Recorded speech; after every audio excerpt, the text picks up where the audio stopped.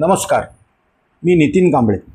सध्या संपूर्ण भारतभर विद्यार्थ्यांचे तीव्र आंदोलन चालू असताना महाराष्ट्र राज्य CET सेलमार्फत अभियांत्रिकी प्रवेश सुरू झाले आहे।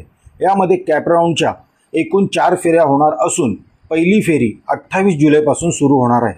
यामध्ये पहिल्या फेरीत जागा स्वीकारताना रुपये 1000, बेटरमेंटद्वारे अपग्रेड झालेली दुसरी जागा स्वीकारताना रुपये 2000, तसेच तिसऱ्यांदा जागा स्वीकारताना रुपये 3000 जागा स्वीकृती शुल्क भरावे लागणार आहे।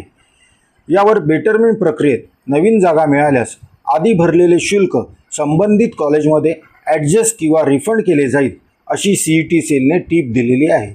असे करण्यामागे महाराष्ट्र राज्य CET सेलचा काहीतरी चांगलाच हेतू असेल, परंतु ह्यापेक्षा मोठ्या विद्यार्थ्यांच्या अनेक अडचणी आहेत। बरेच विद्यार्थी पार्ट टाईम नोकरी करून, काहीतरी छोटासा व्यवसाय करून शिक्षण घेत असतात।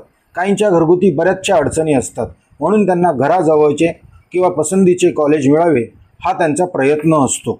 पैशाअभावी पसंतीचे कॉलेज मिळाले नाही असे होऊ नये म्हणून माजी महाराष्ट्र राज्याचे शिक्षण मंत्री व मुख्यमंत्री यांना कळकळीची विनंती आहे की विद्यार्थ्यांचे प्रत्येक फेरीमध्ये वेगळे व अधिकचे शुल्क न आकारता एकदाच जागा स्वीकृती शुल्क आकारावे, जेणेकरून विद्यार्थ्यांना आर्थिक भुर्दंड येणार नाही।